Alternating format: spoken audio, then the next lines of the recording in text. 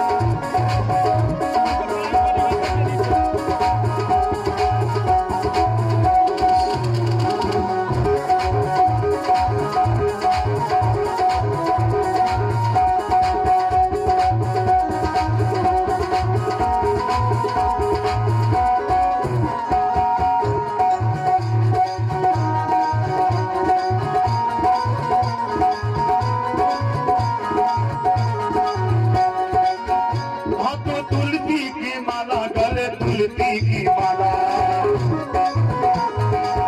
ताली बजा के हाथों तुलसी की माला, गले तुलसी की माला, हाथों तुलसी की माला, गले तुलसी की माला। कंधे छतरी लटकाए, कंधे छतरी लटकाए, राजा बलि के द्वार पे आए।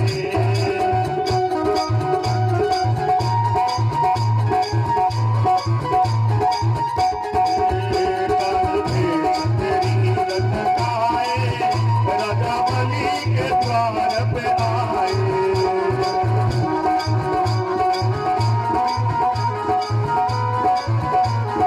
जय हो भोले बाबा भगवान की, भोले बाबा भगवान की। देखिए हमें संत जी की तरफ से बामन भगवान के चरण में 21 रुपये आयल बने। भगवान मनोकामना के पूर्ति करी, घर में मंगलदार होके। जय हो जय हो।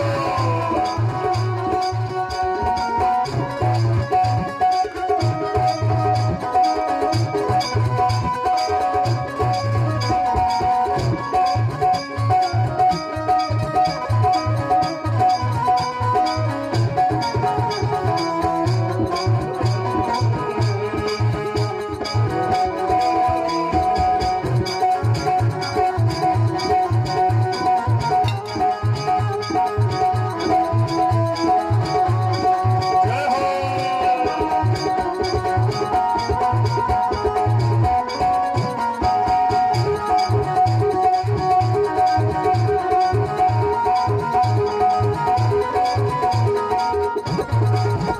अब झाड़ी शोभे और कमंडल शोभे, अब झाड़ी शोभे और कमंडल शोभे। पगे टीका शोभे, कान कुंडल शोभे, अब कुंडल शोभे, माथे चंदन शोभे। कंधे छतरी लटकाए, कंधे छतरी लटकाए, राजा बलि के द्वार पे आए।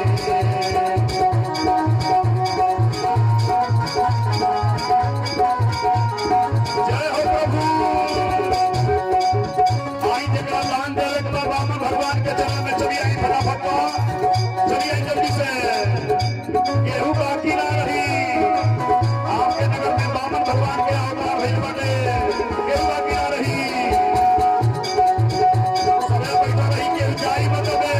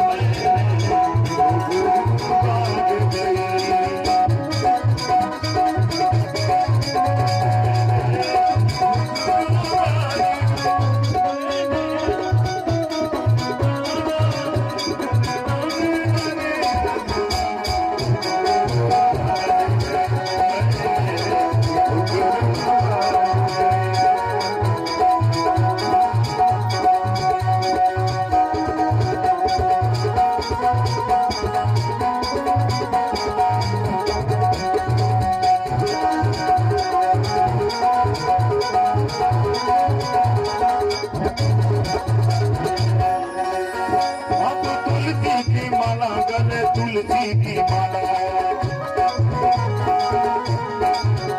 तो तुलसी की माला, गले तुलसी की माला। कंधे छतरी लटकाए, कंधे छतरी लटकाए, राजा बलि के द्वार पे आए।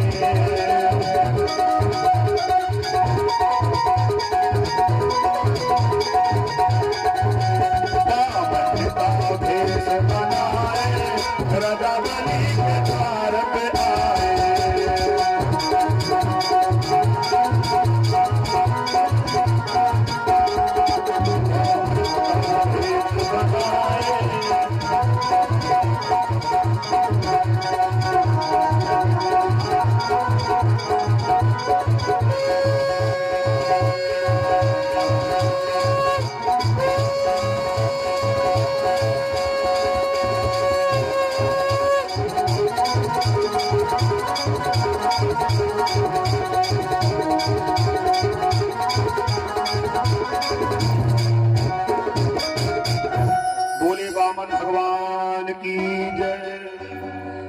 बामन भगवान के देखते ही राजा बलि खड़ा हो गए। बामन भगवान के बड़ा सुंदर स्वागत कैले और कहने की प्रभु आपके बहुत बहुत स्वागत बाटे। रोरा हमरे जग में पधरले बानी। जब भगवान जब गेट पर पहुंचले, जगशाला की गेट पर, तो द्वारपाल तो रहबे कैले। द्वारपाल जा करके राजा बलि से कहने, राजा बलि तोहरे दुआरे पर एगो दुई जाइल पर एगो ब्राह्मण आइल बने। अब राजा बलि की पहले ही राजा बलि के बेटी रहली, जेके नाम रहे रत्नमाला। का नाम रहे? रत्नमाला नाम रहे। अब राजा बलि से पहले ही दौड़ के गेट पर देखा तरी कि बड़ा सुंदर ई ब्राह्मण देवता बने, बड़ा बढ़िया लागत रहे। वही बड़ा रत्नमाला ई मन में सोच रहली कि काश हमरो ऐसा लड़का रहित ना तो दूध पिया देती हम। भगवान तो अंतर्यामी है, कहने की तहार इच्छा हम पूर्ति करे। ये अवतार में नहीं तो द्वापर युग में तहरा से मिलेगी। आई है भगवान जब 3 डेग जमीनिया नाप लेहनी, आकाश पाताल तीसरा पैर जो राजा बलि के सर पर रखनी, वही बेरा रत्नमाला कहली कि अरे ऐसा लड़का के तो स्तन में जहर लगा के मुआ देवे चाहिए। तो भगवान कहने इहो कार्य के पूर्ति कर दे। तो वह रत्नमाला द्वापर युग में आकर के कंस कहती पुतना बनल बाड़ी, और वह बामन भगवान आकर के कन्हैया जी बनल बाड़े।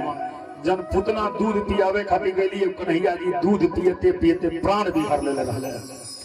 अब राजा बलि भगवान के जगशाला के पास लेके गई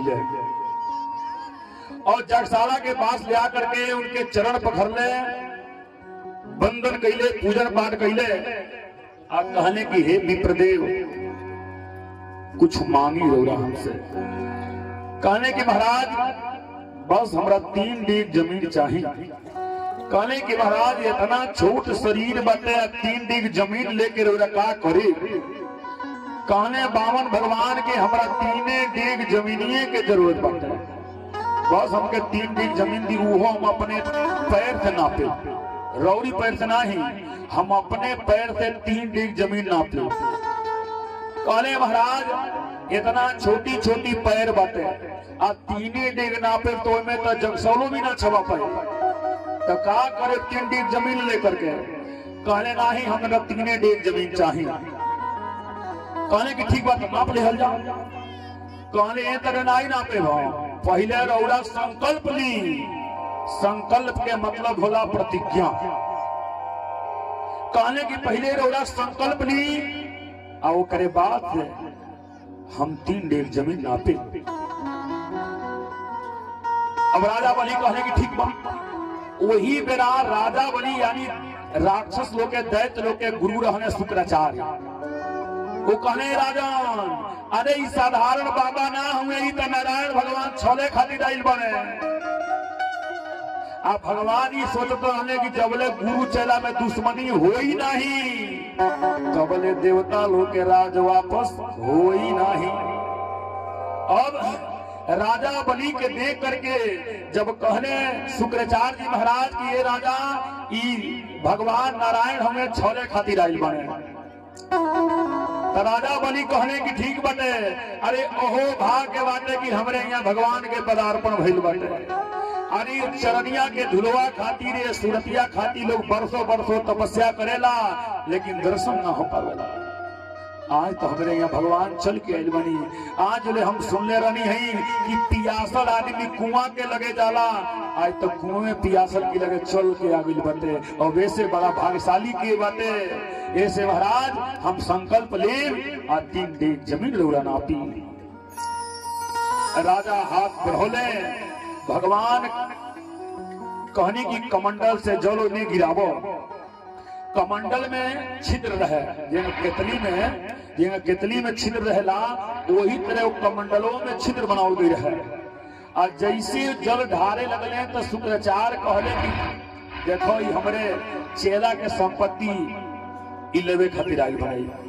तो चेला के संपत्ति बचावे खातिर शुक्राचार्य जी महाराज जौन छिद्रवा रहे वही छिद्रवा में सूक्ष्म रूप में जाके बैठ गए।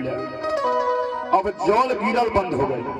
आ जल गिरल बंद हो गई तो भगवान तो समझिए गए कि बुढ़ऊ बाबा हुआ ई चेला के संपत्ति बचावल चाहता है। तो भगवान कहा कैले कि एगो सीख लेके और तुम छिद्रवा रहे वही में धीरे से स्पर्श करा दे। वही वाला शुक्राचार्य जी के एगो आंखिए फूट गई। अब वही में से इतना क्रोध में ला ला ला करके निकलने देखो हमारे आंखियों फोड़ देने। कहने ये राजा यारे अब से तुम मान जा। कहले हम नहीं माने बात। अब भगवान सोचत रहनी कि कब गुरु चेला में बोल ठोल हो जाओ दुश्मनी हो जाओ कि हमारा राज हो जाए पर। और जबले गुरु की कृपा राजा बलि पर रही तबले हम कुछ बिगाड़ ना पाए। अब केतनो शुक्राचार्य कहने की देखो ये भगवान हुए संकल्प मत लो लेकिन गुरु के बात नहीं मान ले। जब गुरु के बात नहीं मान ले कहने की हम आपके एको बात नहीं माने। तब शुक्राचार्य कहने की अरे राजा जा तो कि हम श्राप देता नहीं कि तू श्रीहीन हो जा श्रीहीन हो जा श्रीहीन हो जा।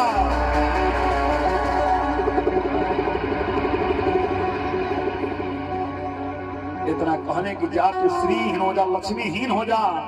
इतना कही के राजा के श्राप दे के शुक्राचार्य जी महाराज चले गए। भगवान कहले कि अब गुरु चेला में दुश्मनी हो गई अब हमरा आगे के लीला करे पड़ी। अब राजा बलि तो संकल्प ले रहे। अरे महाराज संकल्प तो हो गई। अब 3 दिन जमीन नापी रहुआ। कहने की ठीक बात भगवान विराट स्वरूप बनोगी। और भगवान विराट स्वरूप बन के दुए पैर में आकाश पाताल सब नाप रहनी।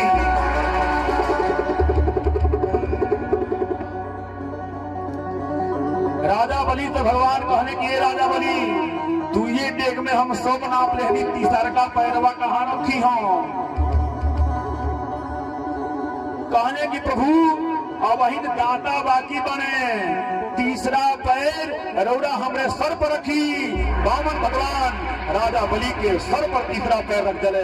बोली बामन भगवान की।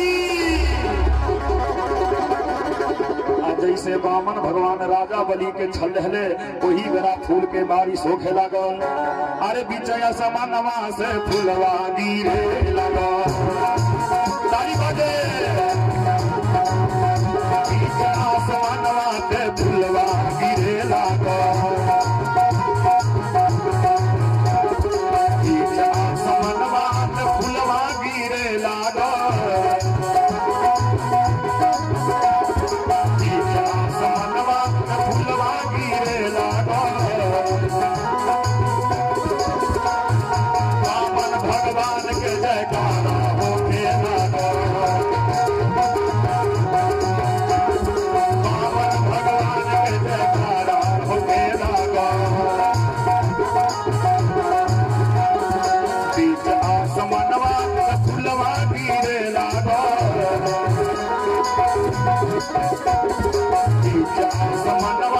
फूलवा गिरे लागल।